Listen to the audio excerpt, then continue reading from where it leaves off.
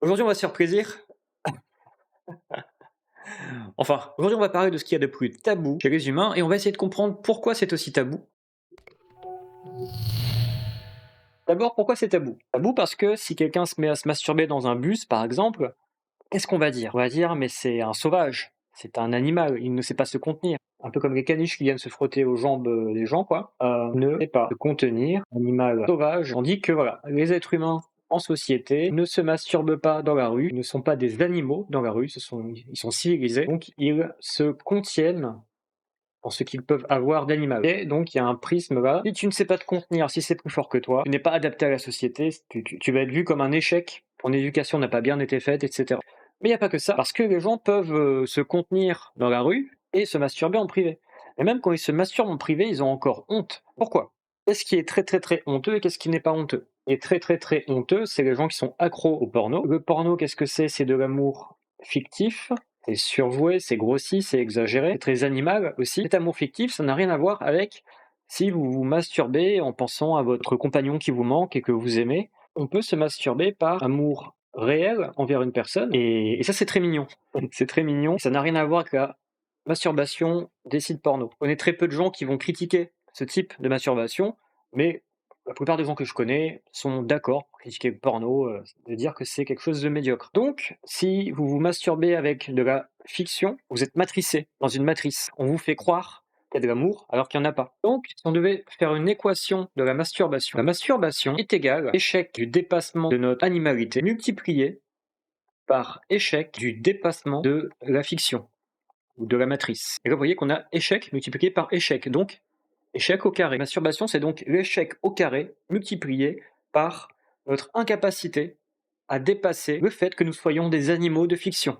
Et c'est le fait que ce soit un échec multiplié par un échec qui crée le tabou. Parce qu'un seul échec, c'est pas un tabou. Dans la vie, parfois on tente des trucs, parfois on échoue, c'est pas grave. On peut se relever, on peut recommencer, la vie continue, on va pas rester sur un échec. Donc un échec, c'est pas grave. On peut même en parler autour de nous pour dire voici les erreurs que j'ai commises pour apporter de la sagesse aux gens. Donc c'est pas tabou d'échouer une fois. Par contre, cumuler les échecs dans un même acte, ça va créer du tabou. Je vous donne un exemple, l'inceste. L'inceste, c'est vécu comme un échec à la fois sur ce prisme où on a été un animal et pas quelqu'un de civilisé, mais c'est vécu aussi comme un échec sur un autre prisme qui est celui de la famille, qui est celui de la parentalité. Quand il y a inceste, ça veut dire qu'il n'y a pas eu la présence de parents pour empêcher l'inceste. L'inceste renvoie à un échec de la figure parentale. Donc échec multiplié par échec est égal tabou. Un autre exemple, les infidélités. Les infidélités, quelqu'un ne s'est pas contenu, c'est vécu comme une forme d'échec. Mais ce n'est pas qu'une forme d'échec individuel, c'est aussi l'échec du couple. C'est le couple qui montre qu'il n'apporte pas le cadre sécurisé qui était promis. Donc échec multiplié par échec est égal tabou. Dans un couple où il y a un adultère, est-ce qu'il faut en parler à son compagnon ou à sa compagne? C'est une question qui fait grincer des dents. Un autre exemple, les menstruations. Les menstruations, c'est le sang qui était censé aller au bébé si la femme avait été fécondée. Donc à chaque fois qu'une femme a ses règles, symboliquement, on peut voir ça comme un échec à transmettre la vie. Je dis pas qu'il faut penser ça, mais je dis que si les menstruations ont été aussi tabous pendant des millénaires, c'est que symboliquement, les menstruations renvoient à une somme d'échecs cumulés. Donc ça, c'est le premier. Ensuite, les menstruations, quand elles sont visibles dans un groupe social, en général, on n'aime pas voir du sang parce que le sang renvoie aux blessures ou à la maladie, donc à un échec de l'hygiène, à un échec de la santé. Voilà donc notre sandwich d'échecs symboliques qui fait que la menstruation a longtemps été tabou, et Dieu merci, aujourd'hui on a déconstruit la plupart de ces narratifs. Un autre exemple, l'avortement. L'avortement, c'est tabou. Ok, est-ce que l'avortement renvoie à plusieurs échecs? Eh bien, c'est fort possible que oui. L'avortement peut être vécu comme un échec à aimer un bébé à naître. L'avortement peut être vécu comme un échec à être un pourvoyeur de ressources. L'avortement est même un enjeu de civilisation, c'est un enjeu politique, ce qui veut dire que l'avortement est vécu aussi comme un échec, peut-être même civilisationnel, une trahison de la race, ce genre de choses. Et je dis pas que c'est vrai, mais je dis qu'il y a des gens qui croient à ça. Et ça fait partie des raisons pour lesquelles l'avortement est tabou. Encore plus tabou que l'avortement, il y a l'infanticide, le fait de donner naissance à un enfant et de le tuer à ce moment-là. J'avais lu un super bouquin de témoignages sur ce sujet, et devinez quoi, l'infanticide est pratiqué dans des cultures où ils font beaucoup d'enfants, plus d'une dizaine, et ce sont des cultures qui ont comme par hasard beaucoup de tabous, des cultures dans lesquelles la sexualité est un tabou, des cultures dans lesquelles la contraception est un tabou. Par conséquent, une nana qui a déjà 12 enfants, eh bien le 13e, elle accouche dans une poubelle. C'est pas moi qui l'invente, c'est des vrais témoignages. Donc peut-être que plus un sujet est tabou, moins on peut s'en occuper, moins on peut venir assainir la réalité. Dernier exemple qui me vient, c'est le viol, évidemment. Est-ce que le viol peut être vécu comme une succession d'échecs? Bien sûr que oui. Le viol renvoie à un échec du groupe qui nous protège. Le viol est vécu comme un échec de soi à se protéger. Le viol est vécu comme aussi l'échec de quelqu'un qui n'a pas su se contenir et qui, encore une fois, a été un animal sauvage. Bref, encore une fois, échec au carré, échec puissance 3, etc. Et donc, l'équation de la masturbation nous a mené à comprendre ce qui génère du tabou, ce sont les échecs multipliés par les échecs. En fait, trop d'échecs, ça fait probablement bugger le cerveau des gens. Mais les échecs au carré, il y a un sous-entendu derrière, c'est que derrière chaque échec, il y a un idéal de réussite. Il veut dire que sur tous les sujets tabous, qui sont souvent des sujets où il y a plein de drames, si vous voulez vous occuper des gens, si vous voulez sauver le monde, entre guillemets, il va falloir travailler sur les narratifs d'échecs qui se cumulent, et encore mieux, travailler sur les narratifs de réussite. Par exemple, l'homosexualité. L'homosexualité, c'est quelque chose qui était tabou et qui ne l'est plus tellement aujourd'hui. C'est-à-dire que l'homosexualité, avant, c'était un cumul de plusieurs échecs. Et ce n'est plus le cas. C'est-à-dire que maintenant, l'homosexualité, ce n'est plus échouer à être hétéro. En fait, depuis qu'on reconnaît les orientations sexuelles, alors il n'y a plus qu'un seul chemin de réussite dans la vie, qui est le chemin hétéronormé, la famille catho-tradie, avec des enfants d'une femme, etc. Non, aujourd'hui, vous pouvez très bien être validé socialement en tant que modèle de réussite si vous avez un couple gay, et probablement que le mariage pour tous et l'adoption favorisent le fait que c'est une réussite comme les autres. L'homosexualité s'est émancipée du narratif d'échec. Être gay, ce n'est plus rater sa vie, c'est au contraire reconnaître son orientation sexuelle, c'est réussir quelque chose. Un autre exemple de ça, ce n'est plus tabou d'être une femme et de faire des métiers d'homme. Être une femme qui fait un métier d'homme, tu n'es plus un garçon manqué, tu n'es pas un échec à être un garçon. Non, tu es reconnu dans ta réussite en tant que femme. Et en tant que femme, tu as le droit de faire des métiers qui avant étaient réservés aux hommes dans le narratif de réussite. Autrement dit, si on veut solutionner des choses qui sont tabous, il va falloir travailler sur des narratifs de réussite. Et donc, si échec au carré est égal tabou, alors racine carrée de tabou est égal échec. Bon, ça nous apprend absolument rien. Par contre, ce qui est intéressant, c'est qu'on a vu que finalement, les dimensions d'échecs sont exponentielles. C'est-à-dire qu'un échec, c'est OK, et plusieurs échecs en même temps, c'est pas OK. Échec au carré, c'est pas OK. Échec puissance 3, c'est pas OK. Ce qui veut dire que l'échec est une exponentielle.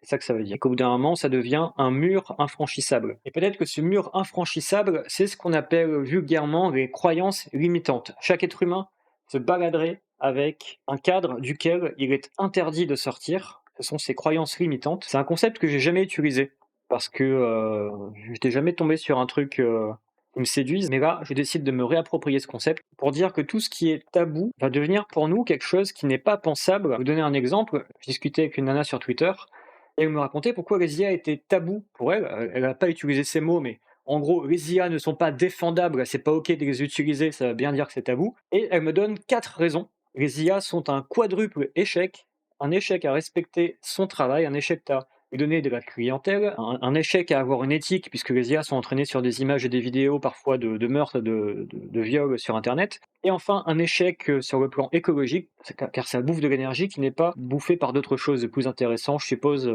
pour cette nana. Et cette personne, c'est une artiste. Quelqu'un qui se définit comme artiste, imaginez qu'est-ce que c'est être artiste en 2025 et dire non à l'intelligence artificielle. Et ben c'est ça moi que j'appellerais des croyances limitantes, c'est se promener avec un cadre duquel on a décidé de ne pas sortir, et tout ce qu'il y a autour de ce cadre est devenu tabou parce que ça renvoie à tellement d'échecs de la part de la société, ça renvoie à tellement d'échecs de l'humanité que ça serait beaucoup trop insoutenable pour notre système. Et je dis pas ça pour jeter la pierre à cette personne à qui je passe le bonjour si elle regarde cette vidéo, je dis ça pour vous proposer à vous et à moi-même de vous poser la question, et vous dans tout ça, est-ce que vous avez des tabous? Alors c'est un peu une question à la con parce que pour les choses qui sont vraiment tabous, on se rend pas compte que c'est tabou, et l'idée ça va être de certains tabous, peut-être pas tous, mais certains, peut-être qu'on va pouvoir venir les réécrire le narratif pour venir agrandir nos croyances limitantes et pour pouvoir intégrer des morceaux de réalité, quoi. Pourquoi? Parce que je vois beaucoup trop de gens avec un tout petit cadre mental comme ça, duquel il ne faut surtout pas sortir. Il ne faudrait surtout pas être capitaliste parce que Bernard Arnault, il ne faudrait surtout pas utiliser les IA parce que, bah, voici déjà 4 raisons. Il ne faudrait surtout pas ceci, surtout pas cela. Voilà, non à la masturbation, etc., etc. Moi, je vous invite vraiment à trouver moyen de passer du non au oui. Pour finir, La masturbation nous a appris qu'il existe un prisme entre réussite, échec et tabou. Est-ce qu'on peut dire que le véritable échec, ce n'est pas l'échec, mais c'est quand quelque chose devient tabou, et que l'échec est simplement un entre-deux entre la réussite et le tabou? Et dans la société, il y a plein d'injonctions à la réussite, c'est souvent critiqué par les gauchistes, mais est-ce que quand on critique les injonctions à la réussite, on n'est pas en train de faire de la réussite un nouveau tabou?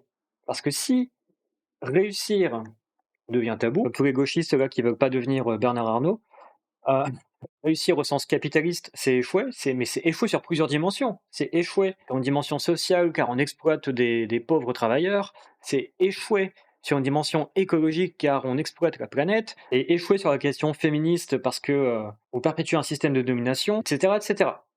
Donc, la réussite capitaliste pour un gauchiste, c'est suffisamment d'échecs pour que ça devienne un tabou chez le gauchiste. Ça veut dire qu'il existe des gens qui sont perpétuellement coincés à l'endroit du tabou.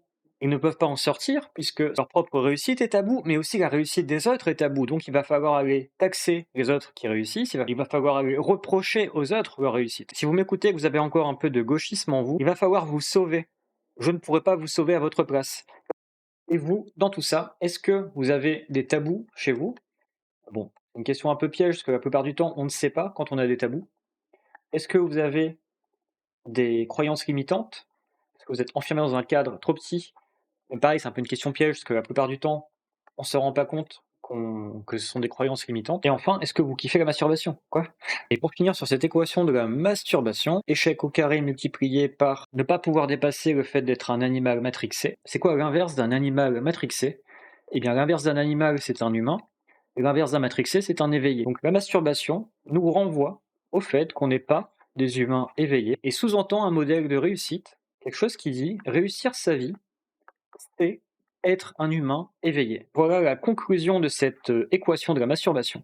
Réussir sa vie, c'est être un humain éveillé et non pas un animal matricé. Voilà, c'est tout pour les trigoreries du jour. Je vous ai un peu partagé mon brouillon, j'avais envie d'ordonner un peu mon esprit sur cette question. Je sentais qu'en tirant sur le fil, on allait trouver quelque chose d'intéressant, et c'était le cas. En tout cas, moi j'ai bien kiffé ce déroulé dialectique.